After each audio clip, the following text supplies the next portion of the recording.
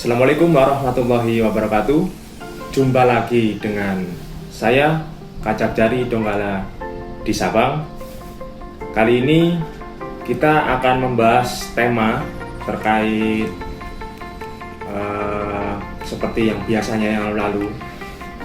Temanya adalah terkait dasar hukum perlindungan data pribadi pengguna internet. Nah, ini kan zaman Industri 4.0, jadi semuanya pakai internet, semuanya pakai online, semuanya pakai daring, semuanya tidak ada yang langsung bertatap muka, itu semuanya pakai jaringan internet semuanya. Terus semua orang dari anak-anak, mas-mas, mbak-mbak, om-om, tante-tante, kakek-kakek, nenek-nenek, bapak, ibu-ibu, semuanya menggunakan media sosial, entah itu Facebook, entah itu Instagram, Twitter, Tumblr, dan sebagainya, atau Telegram ya, dan sebagainya. Nah, itu kan ada data-data pribadi kita yang biasanya kita asal saja mengisinya, dibuat sama passwordnya dari medsos satu ke medsos yang lainnya. Nah, inilah kelemahan dan kelebihan teknologi. Kelebihan teknologi adalah kelemahan dari teknologi itu sendiri. Contoh misalkan piringan CD. Piringan CD itu punya kelebihan untuk dapat menggandakan sesuatu dengan cepat dan banyak dan ringkas, tidak membutuhkan waktu yang banyak. Namun kelebihan itu juga menjadikan suatu kekurangan dari teknologi tersebut. Artinya apa? Semakin banyak orang melakukan pembajakan. Nah, itu salah satu contohnya. Nah, untuk yang ini yang akan kita bahas dalam sesi kita kali ini adalah terkait pelindungan data pribadi pengguna internet. Jadi, apabila Bapak Ibu-ibu sekalian yang nonton session ini ada data pribadinya dicuri orang, dipergunakan orang yang tidak sebagaimana mestinya, dan Bapak Ibu keberatan, saya akan memberikan dasar-dasar hukumnya ya, supaya Bapak Ibu bisa melaporkan ke pihak kepolisian. Jadi pertanyaannya adalah, adakah peraturan tentang perlindungan data pengguna akun pribadi di internet terhadap terjadinya pembajakan di dunia maya? Nah, ini ya. Jadi ini saya langsung ngomong aja, sebelum saya menjawab, ini saya akan kasih pandangan. Data pengguna akun pribadi itu apa sih? Nah, sepanjang ini kebijakan itu nggak ada bakunya itu apa, adalah begitu, nggak ada. Nah, untuk aturannya sendiri ya kan, terkait data pengguna akun pribadi itu saya klasifikasikan ada 7. Pertama, Undang-Undang Nomor 7 Tahun 92 tentang Perbankan yang telah diubah dengan Undang-Undang Nomor 10 Tahun 98 tentang perubahan atas Undang-Undang Nomor 7 Tahun 92 tentang Perbankan. Yang kedua, Undang-Undang Nomor 8 Tahun 97 tentang dokumen perusahaan. Yang ketiga, Undang-Undang Nomor 36 Tahun 99 tentang telekomunikasi.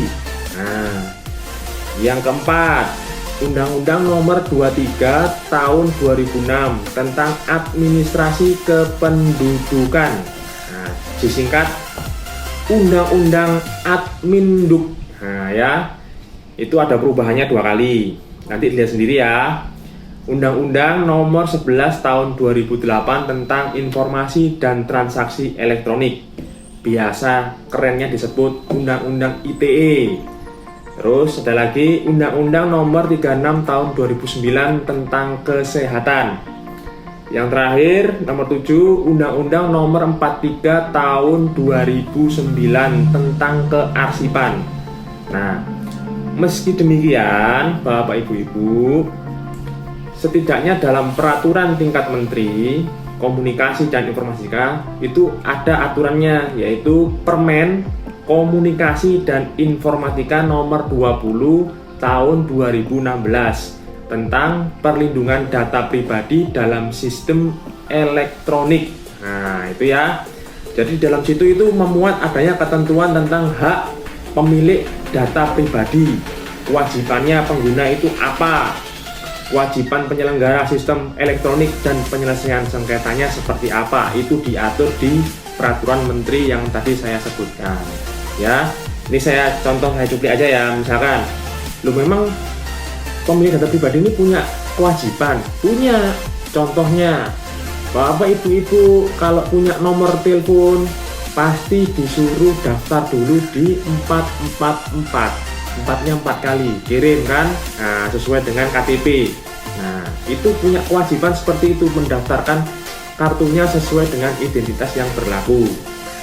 Hal itu pula juga berlaku pada saat si pemilik data pribadi itu mempunyai handphone 1, handphone 2, handphone 3, handphonenya ada 10, berarti daftar harus didaftarkan 10 handphone, begitu ya.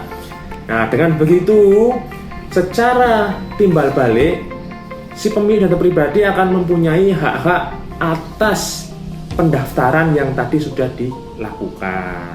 Itu contoh ya. Terus ini kita langsung aja ke perlindungan data pribadi pengguna internet ya. Undang-undang ITE memang belum memuat langsung terkait aturan perlindungan data pribadi secara khusus memang. Namun dalam ketentuannya di pasal 26 ayat 1 dan penjelasannya itu bunyinya begini. Kecuali ditentukan lain oleh peraturan perundang-undangan, penggunaan setiap informasi melalui media elektronik yang menyangkut data pribadi seseorang harus dilakukan atas persetujuan orang yang bersangkutan. Nah, ini kalau nggak izin nggak bisa. Misalkan bapak ibu-ibu lagi tidur direkam, terus diupload di Facebook, di like, yang nge-like itu 2 juta orang. Nah, terus bapak atau ibu ini malu. Nah, bapak ibu ini bisa melaporkan yang rekam tadi. Ya, begitu ya. Nah, itu contohnya. Terus penjelasannya adalah dalam pemanfaatan teknologi informasi, perlindungan data pribadi merupakan salah satu bagian dari hak pribadi atau privacy right. Itu kalau di luar negeri ya. Hak pribadi mengandung pengertian sebagai berikut. 1. Hak pribadi merupakan hak untuk menikmati kehidupan pribadi dan bebas dari segala macam gangguan. 2. Hak pribadi merupakan hak untuk dapat berkomunikasi dengan orang lain tanpa tindakan memata-matai. 3. Hak pribadi merupakan hak untuk mengawasi akses informasi tentang kehidupan pribadi dan data seseorang. Sudah ya, paham? Jadi jika terjadi penggunaan data pribadi tanpa izin, tadi yang saya maksud tadi, itu dapat melaporkan ke polisi, ya toh. Kalau di pasalnya itu ada ancaman hukuman pidananya. Kalau tidak ada, bisa mengajukan gugatan kerugian yang ditimbulkan. Contoh misalkan nih ya, contoh wajah saya dijadikan meme stiker di WhatsApp sampai akhirnya itu jadi duit, jadi uang. Nah, orang lain mendapat keuntungan dari saya, kan saya rugi. Jadi saya bisa melakukan gugatan atas kerugian tersebut. Ini kan wajah saya ini kan otentik, jadi ada hak ciptanya ini, hak ciptanya Tuhan Yang Maha Esa, begitu ya. Nah, sedangkan hal yang berkaitan dengan penjabaran tentang data elektronik pribadi, Undang-Undang ITE mengamanatkan lagi dalam Peraturan Pemerintah Nomor 71 Tahun 2019 tentang penyelenggaraan sistem dan transaksi elektronik. Nah, definisinya apa? Definisinya adalah data pribadi adalah setiap data tentang seseorang baik yang teridentifikasi dan atau dapat diidentifikasi secara tersendiri atau dikombinasi dengan informasi lainnya baik secara langsung maupun tidak langsung melalui sistem elektronik dan atau non elektronik. Nah, begitu ya. Jerat hukum tindakan cracking, nah, tadi saya bahasakan ini cracking ya, mencuri data itu cracking. Ini ya, tindakan hukumnya ini adalah yang jelas dia itu secara makna cracking ini dia merusak sebuah sistem elektronik. Selain merusak, dia juga membajak sehingga mengakibatkan hilang atau berubah dan digunakan tanpa persetujuan dari si pemilik data pribadi itu. Nah, jadi pelanggarannya itu pada pasal 26 ayat 1 Undang-Undang Nomor 19 tahun 2016. Nah, dikarenakan definisi data pribadi yang telah disebutkan sebelumnya, menurut saya itu belum cukup menjelaskan apa saja yang termasuk data perseorangan. Maka di dalam pasal 84 ayat 1 Undang-Undang Nomor 24 tahun 2013 itu mencakup beberapa 5 ya. 1. Keterangan tentang cacat fisik dan atau mental. 2. Sidik jari. 3. Iris mata. 4. Tanda tangan. Dan kelima adalah elemen data lain yang mendukung yang merupakan aib dari seseorang. Begitu ya. Tadi sudah saya sampaikan contoh-contohnya ya. Terus perlu dicatat lagi ya. Untuk tracking itu sendiri, ya kan? Itu data pribadi itu adalah wajib disimpan dan dilindungi oleh negara.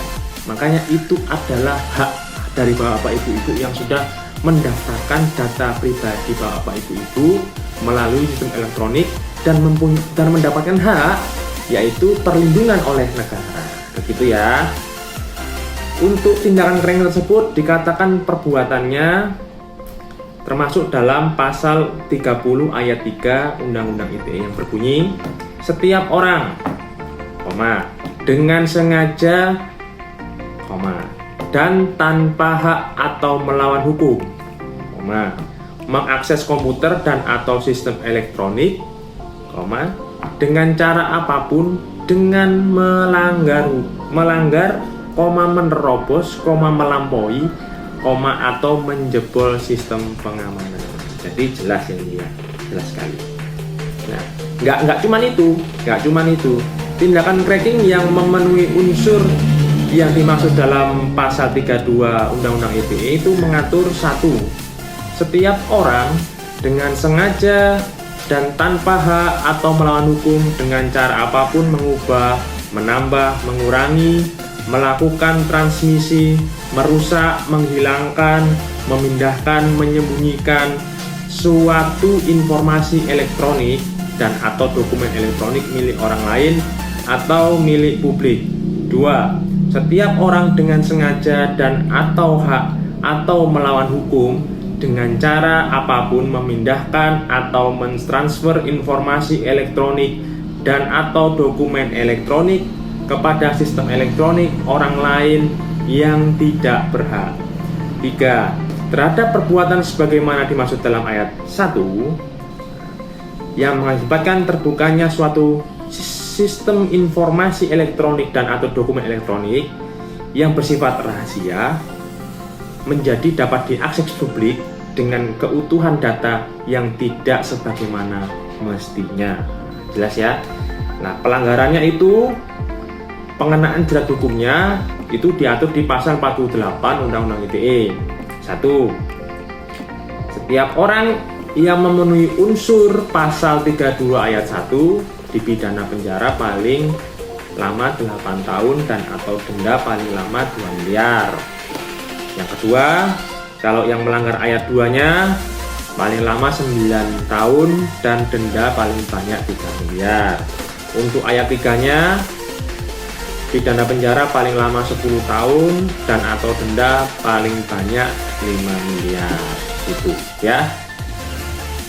Terus gimana sih kalau data bapak ibu-ibu ini hilang, dimanipulasi secara ilegal, bocor atau gagal dilindungi oleh negara? Dalam hal ini adalah si penyelenggara sistem elektronik.